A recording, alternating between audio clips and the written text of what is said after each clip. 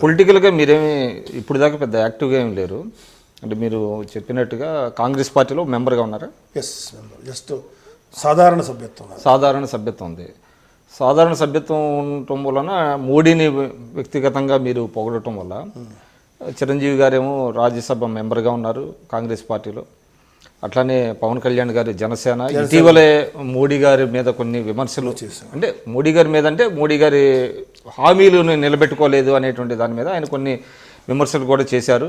ఆయనేమో బయటకు వస్తున్నట్టుగా ఉంది, బీజేపీ అంటే అలయన్స్ నుంచి బయటకు వస్తున్నట్టుగా ఉంది, ఇక్కడ ఏమో ఉన్నారు.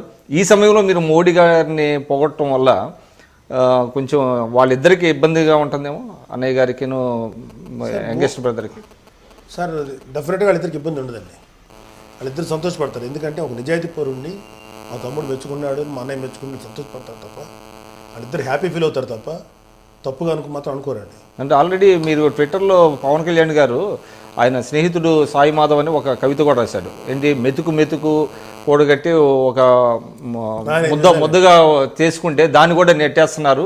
ఎక్కడ నెట్టారండి అని ఆయన ట్విట్టర్లో పెట్టాడు. తీస్తారండి ఏమండి, చేతిలో అద్భుతమైన బ్రెయిన్లో అద్భుతమైన నాలెడ్జ్, అద్భుతమైన కలం ఉంటే మంచిగా చూపించవచ్చు, తిమ్మిని బమ్మిని చేయొచ్చు, బమ్మిని తిమ్మి చేయొచ్చు. అట్లా చేశారంటారు. అది నాకైతే డెఫినెట్గా ఎవడు సఫర్ అయ్యాడండి అట్లా రాశారు కవిత.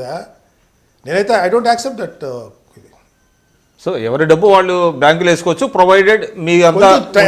అరే నీ డబ్బు నువ్వు బ్యాంకులో వేసుకోరా, ఒక్క 50 రోజుల్లో లోపల కొద్ది తీసుకో, 50 రోజులు ఫ్రీగా తీసుకో, ఇదే కాదు నీ డబ్బు తీసి పెట్టండి, ఒక్కడికి ఒక పైసా ఎవరు సావండి అన్నాడా? అట్లా అది అంత గోల పెడతారండి సార్. ఒక ప్రయత్నం చేసి ముందుకు వెళ్ళనివ్వండి సార్. మీరు మాట్లాడారా పవన్ కళ్యాణ్ గారితో? అంటే ఆయన కవిత రాసింది మీరు అన్నట్టుగా కొంచెం అంటే కొంచెం ఎగ్జాగరేషన్ వెర్షన్లోనే ఉంది, అంటే మెతుకు కూడబెట్టిన దాన్ని తీసేస్తున్నారు అనేటువంటిది కొంచెం. సాయి మాధవ్ నాకు క్లోజ్ అండి, నా సీరియల్కి రాసిన వ్యక్తి నాకు క్లోజ్. ఇప్పుడు ఇది చూసే కూడా నవ్వుతాడు, కానీ నేను సాయి మాధవ్ కూడా ఎందుకు ఒప్పుకుంటాను? మెతుకు ఎళ్ళగొట్టుపెట్టి సాయి నువ్వేం మాట్లాడుతున్నావు, నీకు రాసేస్తాను అడుగుతాను నేను కలిస్తే. డెఫినెట్గా కరెక్ట్ కాదు అది. కాకపోతే కొంతమందికి భలే చెప్పాడు అనే ఫీలింగ్ కొంతమంది రావచ్చు, ఎందుకంటే వాళ్ళ అభిప్రాయం ఏకీభవించేవాళ్ళు వాళ్ళు ఎందుకుంటారండి. వైపు దానికి బోల్డెన్ లైక్లు వచ్చినాయి, అదే చాలా మంది లైక్స్ చేశారు. తర్వాత దానికి భిన్నంగా మీరు మాట్లాడటం. నేను దానికి భిన్నంగా మాట్లాడలేదు సార్, నేను మాట్లాడిన అంటే పరస్పరం భిన్నంగా ఉన్నాయి, అంటే మీ వ్యూస్కి పవన్ కళ్యాణ్ గారి వ్యూస్కి పరస్పరం భిన్నంగా ఉన్నాయి. మోడీ విషయంలో మాత్రం we may have different opinion. Kalyan Babu కూడా మోడీ గురించి చెడుగా ఎప్పుడు మాట్లాడేదండి. చెడుగా కళ్యాణ్ బాబు మొన్న మాట్లాడిన దాంట్లో కూడా కళ్యాణ్ బాబు మాట్లాడింది ఏంటంటే ఈ డిమానిటైజేషన్ అనేది మంచి చర్య, కాబట్టి ఇంకొంచెం డ్యూ కేర్ తీసుకుంటే బాగుండేది, ప్రజలు సఫర్ అవుతున్నాడు అన్నారు. కరెక్టే, కానీ అది అతని ఒపీనియన్. నా ఒపీనియన్ వేరేగా ఉంది. ఒక విషయంలో నేను కళ్యాణ్ బాబు ఏకీపిస్తున్నాను, నేనేంటి చాలామంది ఏకీపిస్తారు. Demonetisation is a correct step against corruption అని.